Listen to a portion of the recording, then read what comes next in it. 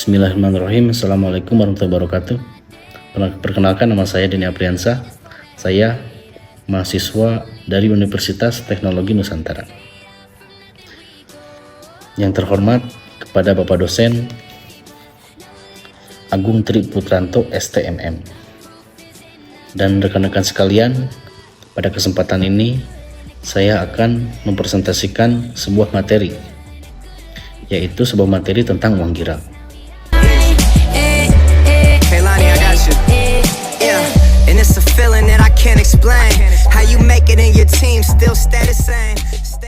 Mungkin saya akan mulai dari sekarang ya untuk presentasinya. Bismillahirrahmanirrahim.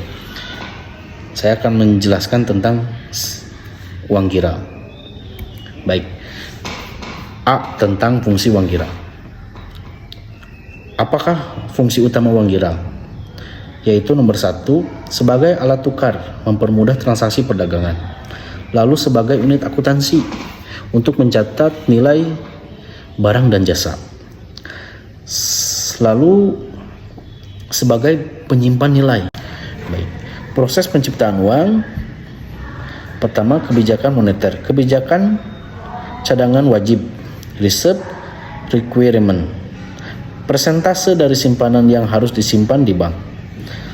Lalu operasi pasar terbuka atau open market operation.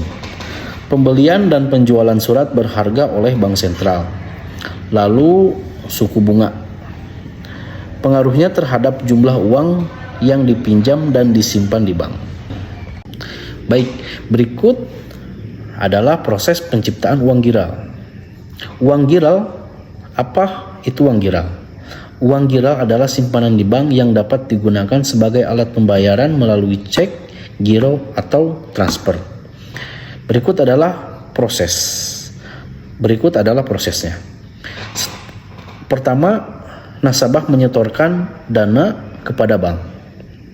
Lalu bank memberikan pinjaman kepada nasabah yang kemudian disimpan kembali ke bank. Lalu terjadilah multiplier effect, proses berulang yang menyebabkan peningkatan jumlah uang giral.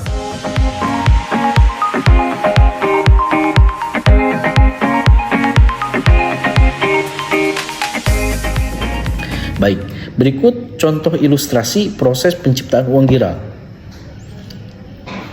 Bila bank menerima uang simpanan 1 juta rupiah, maka bank akan meminjamkan 80% dari simpanan nasabah kepada customer. Lalu pinjaman tersebut disimpan kembali ke bank sebagai simpanan baru. Terjadilah proses berulang yang menghasilkan peningkatan jumlah uang giral. Nomor 2, proses penciptaan uang giral oleh bank umum. Tabungan giral utama. Bank umum akan menciptakan tabungan giral utama apabila ia mendapat uang dari langganannya dalam bentuk uang tunai atau cek yang ditarik dari bank lain. Selanjutnya, tabungan giral derivatif. Tercipta ketika bank memberi pinjaman kepada nasabah. Bank membuka rekening atas nama peminjam dan peminjam mengambil uangnya dari pembukaan rekening. Simpanan giral yang diciptakan oleh bank atas nama orang tersebut akan menambah uang giral dalam bentuk perekonomian. Nomor 3 adalah proses penciptaan uang yang berlaku. Asumsinya seperti ini. Pemisalan yang digunakan misalnya rasio cadangan 20%. Lalu semua kelebihan cadangan dipinjamkan, transaksi digunakan menggunakan cek. Seluruh tabungan yang dimasukkan ke setiap bank umum adalah tabungan giral. Lalu Proses penciptaan uang. Pertama, proses penciptaan uang adalah kebijakan moneter. Kebijakan cadangan wajib atau reserve requirement. Persentase dari simpanan yang harus disimpan di bank. Lalu operasi pasar terbuka atau open market operation. Pembelian dan penjualan surat berharga oleh bank sentral. Lalu suku bunga. Pengaruh terhadap jumlah uang yang dipinjam dan disimpan. Berikut adalah proses penciptaan yang berlaku. D sama dengan S per R. Ini adalah sebuah persamaan. Dalam persamaan di atas, D adalah jumlah seluruh nilai uang giral atau tabungan giral atau cadangan atau kebijakan cadangan yang akan terwujud dalam proses penciptaan uang. S adalah uang giral atau tabungan giral atau cadangan atau kelebihan cadangan yang mula-mula sekali diciptakan.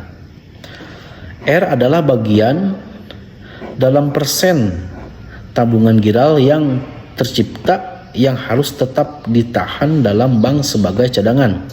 Berdasarkan formula di atas, berikut adalah pertambahan uang giral.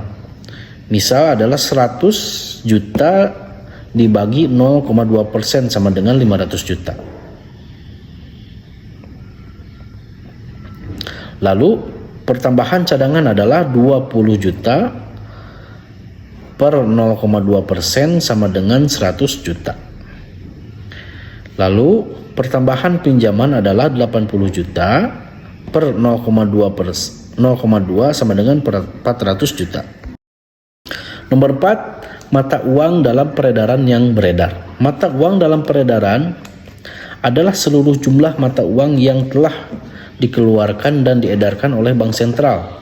Mata uang tersebut terdiri dari dua jenis, yaitu uang logam dan uang kertas. Uang yang beredar adalah semua jenis uang yang berada dalam perekonomian, yaitu jumlah dari mata uang dalam peredaran ditambah dengan uang giral dalam bentuk umum. Sekarang nomor 5, permintaan uang. Tujuan permintaan uang adalah pertama untuk transaksi, kedua untuk berjaga-jaga, dan ketiga adalah untuk spekulasi. Selanjutnya adalah alasan mengapa masyarakat memegang uang. Pertama, karena motivasi. Motivasinya adalah kebutuhan transaksi untuk berjaga-jaga dan mendapatkan keuntungan atau dari spekulasi. Kebutuhan transaksi itu adalah untuk memenuhi kebutuhan sehari-hari atau sebagai alat tukar, berhubungan positif dengan pendapatan, berhubungan negatif dengan perkiraan inflasi. Lalu motivasi untuk berjaga-jaga.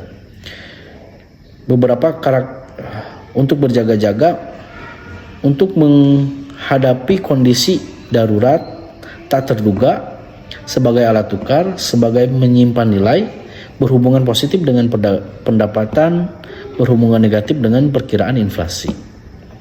Motivasi berikut adalah mendapat keuntungan sebagai penyimpan nilai, sebagai salah satu bentuk aset, berhubungan negatif dengan tingkat bunga, berhubungan negatif dengan perkiraan inflasi.